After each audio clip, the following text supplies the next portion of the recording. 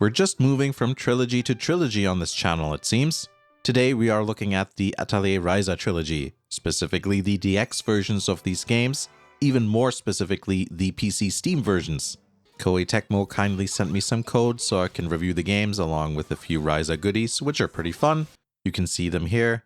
Out of all these things, I quite like the stand-up illustration because it has like a 3D element to it. It makes it look like an oil painting, which is pretty nice. Thank you very much for sending these things over. In this video, we'll look at all three Ryza games at the same time, but don't worry, there shouldn't be any spoilers to the story. If you're watching this video, the main thing you're probably wondering about is what the difference is between the regular and DX versions of these games, or you're new to Atelier games or the Ryza trilogy and you want to know what they're all about. So that's what we're going to cover here in this video. If you want, you can see detailed reviews about each game. You can find them on the channel. They are of the original games, but they still apply to the DX games for the vast majority there. And just so you know, if I ever show footage of the original non-DX games, I'll put a note on the screen. Doesn't really matter too much. It's not like you can just go, hey, that's a non-DX version of the game. It's just that I have footage of the older versions of the games, and sometimes those, that footage illustrates my point better. If you're new, here's what the games are all about. The three Ryza games are very successful entries in the long-running Atelier series. Atelier games are all about exploration, alchemy, and a fairy tale-like atmosphere, wrapped up in a JRPG package. The games have a cutesy and fanservice-y element to them. Traditionally, the games had a time limit and you'd have different endings depending on what you'd get done in those limited amount of days, but that's been removed from the series already for a while now, so Ryza doesn't have that time limit. The games follow the stories of various alchemists, and with the three Ryza games, they follow Ryza and her friends. Rosalind Stout is actually her name, but Ryza is her nickname that everyone uses, so there you go. That's also a common thing with Atelier games. They usually have a longer name and then they go by a nickname. The three Ryza games are often known as either the Ryza Trilogy or officially as the Secret Storyline. The Ryza games specifically are characterized by a couple of themes, mainly about growing up and then that transition into early adulthood. The games are heavily draped in nostalgia. There's a lot of exploration, which is normal for Atelier games, but in this case there's open world elements which get built upon more and more in every game. You also get the feeling that time has passed between games, making locations from earlier games feel nostalgic. The games also have this feeling of the world opening up before you as you play, and I mean that in different ways. One of them being, the areas that you explore, but also in terms of the future of the characters. The first game begins with Ryza and her friends Tao and Len trying to find, adventurous things to do. They are from a small island called Kirkin. Because there isn't that much to do at the island, they try and leave the island by boat. While exploring, they stumble across Claudia, a daughter of a rich merchant. The group gets attacked by a monster, but then are rescued by some mysterious characters. It's kind of funny because Ryza gets all excited about a bomb, and then she realizes that it's made with alchemy, and that's what sparks her interest in alchemy. And it's kind of at that point of the story where Ryza, Tao, Lent, and Claudia start finding out what kind of goals they have and what path they want to follow. They decide to use an abandoned building as their base for their endeavors. Eventually, they start learning more about the mysteries surrounding their home island, and, off you go into that storyline. The second game takes place 3 years after the first game. I don't really want to talk about the plot too much, as not to introduce spoilers here. But it's quite interesting to see how everyone has moved on to another stage in their life. Kind of makes you go like, wow, a lot has happened off screen. The third game takes place another year after the second game. In Ryza 3, a bunch of islands suddenly started popping up out of nowhere, and the group decide to investigate. The third game represents the closing of a chapter in one's life. In an interview with the series producer, he said there that Ryza 3's theme is the end, as in the game is supposed to show the end of Ryza's youthful period of her life. I think the Ryza games really show character growth very well.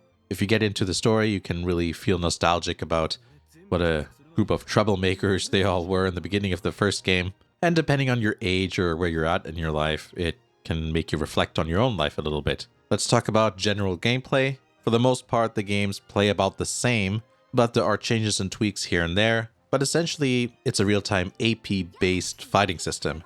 If you don't know what that means, it mainly feels like a turn-based combat thing you see in a lot of JRPGs. But instead of a turn order, you have a moving timeline of when things are happening or, when characters are attacking. So you do have a bit of a real-time element to it. Some people don't like it. I think it's a pretty good idea. It adds a little bit of immediacy while giving you a bit of time to think. Attacks use up AP, but you gain AP over time and as you battle. During battle, characters will often request you to do certain type of attacks, and if you fulfill that request, the characters will do a special attack as a bonus. So try to do that. The overworld is very traditional JRPG stuff. You run around gathering ingredients, and fights occur when you come into contact with enemies. If you strike them first, you go first, so that's kind of important. The alchemy system is a bit more simple compared to other Atelier games. To be honest, I'm not good with crafting systems. I always say that in every Atelier video, but I got the hang of it pretty well. Most people should be okay even if this sort of thing is not your forte. You can even do some automatic crafting where you can set the quality level high or low.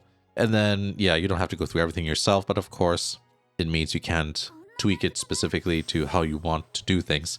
When collecting ingredients and items, there's often various tools like, for example, a staff or scythes that you can use to get different items from the same source. Ryza's Atelier can be customized in various ways.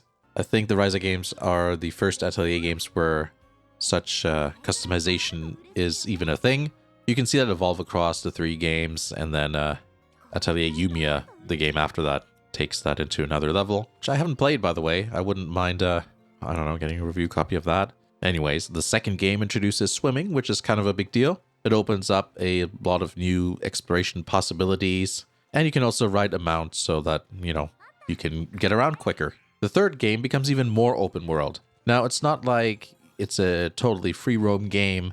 It's just that there's one area that's really big, and that's, that makes it a bit sandboxy. The nice thing is that each game does offer something new and interesting to do, so it's not like you played 3 games over and over and over again. Overall, I think the third game feels the most different to play. Even when just running around, you notice, oh, they've actually changed something a bit more fundamental here than just, some UI elements or whatever, right? There's a bit more flow to how you move around. It's less clunky with the animations. Makes sense because there's more of an open world element to Ryza 3, and they had to refine the platforming elements. Collecting ingredients is also better because you can do drive-bys, basically. In other words, you don't have to stop to pick something up. The original Ryza games came out for basically all the modern systems, which are PS4, PS5, PC, Switch, and now the Switch 2. The Ryza DX games are out on the same systems. In terms of content, the DX games are better in every way. There are no downsides playing the DX versions. You get all the DLC and extra stories, as well as quality of life improvements, and then, of course, all the outfits too. That all sounds great, but unfortunately, the DX versions are digital only in Euro and North American regions. If you're wondering which versions to get, when it comes to digital, you don't have a choice. The original games are delisted on every digital platform. The save games unfortunately don't transfer between non-DX and DX games. You get some bonus stuff if the DX games detect a non-DX save game, and unfortunately there's also no upgrade path if you own the original games. So you just gotta pay full price. Now back to the whole digital only thing. I want to support physical copies, so I have physical copies of all the Ryza games. If Koei Tecmo didn't supply me with game codes for this video, I'd probably buy the Steam versions, since there's no physical Ryza PC games. If I was playing them on console, I'd go a different route and get the Asian region physical copies, which are in English. You can get them on Play Asia, though I'm sure there's other places you can get them at too. I don't agree with the approach of making the DX games digital only. And remember, you vote with your wallet when it comes to stuff like this, so I recommend picking up the Asian physical release if you care about this sort of thing. There is a bit of a price difference though, just so you know, the digital versions are a little bit cheaper. Let's look into the extra stuff you get with the DX games. Remember, you can look it up on the Ryza DX website if you want to go through it yourself, because everything's in detail there. With Ryza 1, you get 3 new playable characters: Agatha, Kilo, and Romy. I can't remember the pronunciation of these characters exactly now, so pardon me if I get some of these wrong. Additionally, you get a story featuring Kilo and Bose, as well as a story that shows you what happened after Ryza 1 and before Ryza 2. Ryza 2 gives you Empo and Leela as playable characters, and there's also a storyline featuring both of them. There's an additional map too. All the DLC like weapons, music, items, and outfits are included, like I said before. And there's also a few quality of life improvements like higher basket and container capacity, additional graphical options, and other things here and there. I recommend giving the website a look there to see a comprehensive list, and you can see which features apply to which games.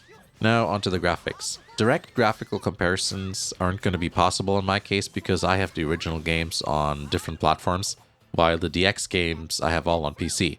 But there's still several things to discuss. The DX games look pretty much like their original counterparts, despite there being a few new graphical options like depth of field, for example. It's a minor thing and you may not even want that on. I left everything at maximum settings for all 3 games, though I think I may have left off depth of field in the first game for most of the footage. I feel that there isn't enough anti-aliasing settings. It's kind of jagged no matter what you choose. You could probably overwrite these settings with, going into the NVIDIA control panel or whatever AMD's thing is called now. I almost said ATI. But yeah, you can play around with that if you want, but I just, decided to go with the options that were given to me in the game there.